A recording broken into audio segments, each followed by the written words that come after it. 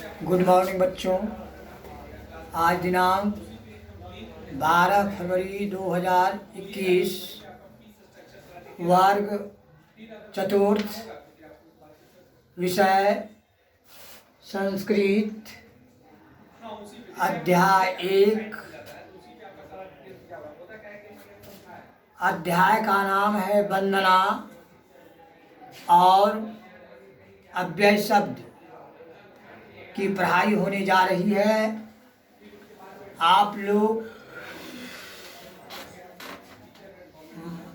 लोग ध्यान देंगे, शांति बनाए रखें। पढ़ाई शुरू हो रही है। सबसे पहले आपको वंदना है। वंदना का मतलब होता है प्रार्थना, जो कि पढ़ाई के पूर्व प्रार्थना किया जाता है। आप विद्यालय आते होंगे तो सबसे पहले प्रार्थना किया जाता है भगवान को। भगवान की प्रार्थना करने के बाद ही पढ़ाई शुरू होती है, या कोई काम करना, कोई भी काम कीजिए आप तो पहले भगवान का नाम लीजिए, तब आपको कोई भी काम में सफलता मिलेगी। इसलिए आप लोग से मेरा निवेदन है कि भगवान के प्रति आप आस्था रखिए। प्रतिदिन भगवान का आप नाम लीजिए, तब आप चरित्रवान बनेंगे। तो हम वंदना श्लोक पढ़ने के लिए जा रहे हैं। यह गायत्री महामंत्र है। सबसे पहले शुरू में गायत्री महामंत्र है। आप लोग उसको ध्यान में रखिए। विद्यालय में भी प्रतिदिन हम कराते थे।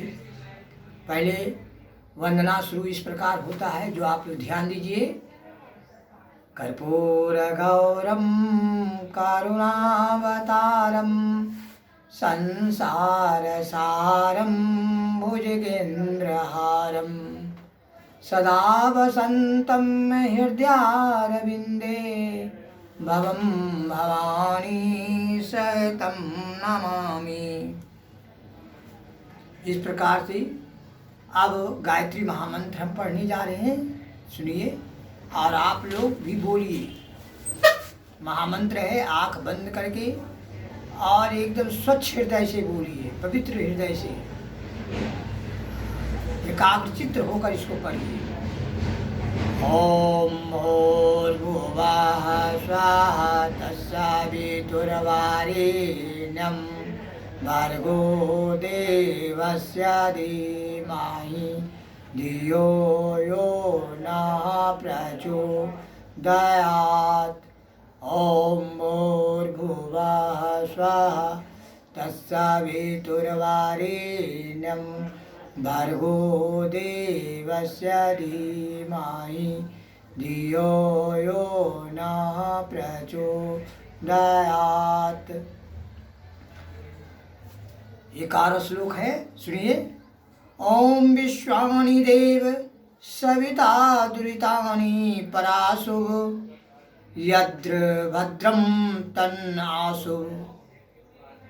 इस प्रकार से बच्चों, यह गायत्री महामंत्र है और इसको प्रतिदिन आप घर पर पढ़िए और लोगों को सुनाइए और सबों को प्रेरित कीजिए। गायत्री महामंत्र में बहुत शक्ति है बच्चों। आप लोग श्री राम शर्माचार्य का नाम सुने होंगे, और वंदनिया माता जी, जो कि गायत्री माता की स्थापना आप लोग हरिद्वार जाइए, वहाँ आपको देखने को मिलेगा। हरिद्वार जो है पवित्र नगरी है। गायत्री माता जो है वह श्री राम शर्माचार्य जो है परम अपने तप से धरती पर लाए, और वहाँ देखिएगा गायत्री महामंत्र के साथ हवन होता है। हवन कुंड बना हुआ है और गंगा, और उसी में जो है गायत्री महामंत्र लोग पढ़ते हैं और वह आग प्रज्वलित होता है। वह आग प्रज्वलित जो है अपने आप हो रहा है, आज से नहीं, बहुत सब दिन वहाँ जो है आग प्रज्वलित रहता है। उसको बुझाने वाला कोई पैदा नहीं हुआ। बहुत से वैज्ञानिक आए, सबों ने हाथ जोड़ लिए और सबों ने माना कि आध्यात्मिक चीज है, भगवान का दिया हुआ है, भगवान को मानना पड़ा। गायत्री महामंत्र, गायत्री जो है वहाँ तपस्थल है हरिद्वार, आप लोग जान लीजिए बच्चों। इसलिए आप लोग भी कभी जब भी मौका हो अपने माता पिता के साथ गायत्री हरिद्वार जो है, हरिद्वार आप जो वहाँ जाइए, 2 दिन 4 दिन 1 सप्ताह 1 महीना वहाँ जो है वहाँ जाइएगा तो आपको बुद्धि सद्विवेक और हर एक ज्ञान आपका बढ़ जाएगा। भगवान वहाँ गायत्री माता साक्षात देव वहाँ है। हरिद्वार, हरिद्वार मतलब हुआ हरि का दरवाजा। इसलिए मैं यही कहूँगा कि वहाँ जा कर के लाभ उठाइए। अब गायत्री महामंत्र ये हुआ। अब इसका सुनिए बच्चों, अर्थ इसका सुन लीजिए क्या होता है। सभी ओम भूर्भुवः, अब देखिए इसका क्या हुआ, सभी जीवों को प्राण देने वाले, सभी जीवों को प्राण देने वाले, सभी के दुखों को दूर करने वाले, अनेक प्रकार के सुख देने वाले उस सविता देव के प्रशंसनीय तेज को हम धारण करते हैं। वे हमारी बुद्धियों को सन्मार्ग की ओर प्रेरित करें। यह इसका अर्थ हुआ बच्चों। अब आइए, ओम विश्वानि देव सविता द्रुतानि प्रासु यद्र भद्रम तनासु, इसका अर्थ सुनिए। हे संपूर्ण जगत के स्वामी, आप हमारे सभी दुर्गुणों, सभी बुराइयां को दूर कर दीजिए, तो जो कल्याणकारी गुण हो उन्हें हमें प्रदान कीजिए। इस प्रकार से बच्चों भगवान के प्रति आप लोग हाथ जोड़ के प्रतिदिन प्रार्थना कीजिए। देखिए पाठ में कभी वंदना श्लोक में बच्चे किस प्रकार से अनुशासित होकर खड़े हैं, शिक्षक भी खड़े हैं, शिक्षिका भी खड़े हैं, और सभी भगवान का प्रार्थना एकाग्रचित्त एकदम शांति से कर रहे हैं। आप लोग को भी इसी प्रेरणा लेना चाहिए। इस किताब में जो श्लोक है इसमें किस प्रकार से बच्चे देखिए अपने पोशाक में है, विद्यालय का पोशाक पहने हुए हैं, जूता माल है ना, जो भी है कपड़े देखिए एकदम विद्यालय का पोशाक है। सब सभी बच्चे हाथ जोड़े हुए हैं, शिक्षक भी हैं खड़े और शिक्षिका भी खड़े हैं। इसलिए प्रार्थना में आप लोग प्रतिदिन भाग अवश्य लीजिए। प्रार्थना में सब लोग को समय पर आइए विद्यालय में और प्रार्थना में भाग लीजिए। तो ये होगा बच्चों वंदना श्लोक। अब मैं अव्यय शब्द के बारे में अध्याय 1 में पढ़ाने के लिए जा रहा हूँ। पहले आप लोग जानिए बच्चों कि अव्यय किसे कहते हैं। ब्लैक बोर्ड पर हम लिख दिए हैं और पेज नंबर 6-7 निकालिए। उसमें अव्यय दिया हुआ है, उसमें शब्दार्थ भी दिया हुआ है। जैसे अत्र मने क्या होता है जी, तो यहाँ होता है। तत्र मने क्या होगा जी, तो वहाँ होता है। पिपीलिका मने क्या होता है, तो अनेक चींटियाँ होती है। जंतुशाला मने क्या होता है, ये चिड़ियाघर जिसको जू कहते हैं। सदा मतलब क्या होता है, हमेशा होता है। उपवने मने क्या होता है, तो बगीचा होता है, उपवने बगीचे में। तो इस प्रकार से आप लोग शब्दार्थ को लिखिए और याद कीजिए। शब्दार्थ जब याद हो जाएगा तो पढ़ने में बहुत मन लगेगा और एकदम आसान हो जाएगा। तो अव्यय किससे कहते हैं बच्चों, ध्यान दें, ब्लैक बोर्ड पर भी लिख दिए हैं। अव्यय शब्द की परिभाषा, अव्यय जिनमें किसी लिंग, वचन, कारक अथवा क्रिया के कारण कोई विकार या परिवर्तन नहीं होता है, उसको हम अव्यय कहते हैं। जैसे बच्चों देखिए, साधु अत्र वसति, साधु यहाँ रहते हैं। तो अत्र जो हो गया बच्चों, अत्र तत्र सर्वत्र सब जो भी आएगा वह सब अव्यय शब्द हुआ। अब देखिए हम पढ़ते हैं इसको। साधु देखिए पेज नंबर 6 में निकालिए और पढ़ाई शुरू हो रही है, आप समझते जाइए। अब देखिए सब में अव्यय है और इसका हिंदी भी जान लीजिए। साधु अत्र बस्ती, साधु यहाँ रहते हैं। बस्ती माने रहता है। कोकिला तत्र कूजती, कोयल वहाँ कूजती है, कुकती है। कोयल वहाँ कुकती है। उसके बाद देखिए, पिपीलिका कुत्र वसंती, चींटियाँ कहाँ रहती हैं, कि चींटियाँ कहाँ रहती है। उपवने सर्वत्र पुष्पाणि सन्ति, बगीचे में सब जगह फूल ही फूल है, सब जगह फूल है। बगीचा में गए हैं आप लोग तो देखे होंगे, बगीचा में क्या चीज़ रहता है, फूल फलों का भंडार रहता है।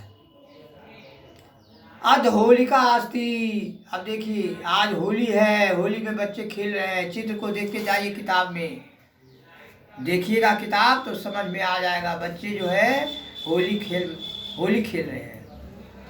वह वर्षावत, कल वर्षा हुई, कल वर्षा हुई, हुआ मने कल। अब आइए, ये सब क्या है, हुआ सर्वत्र, ये सब हुआ आपको अव्यय हुआ।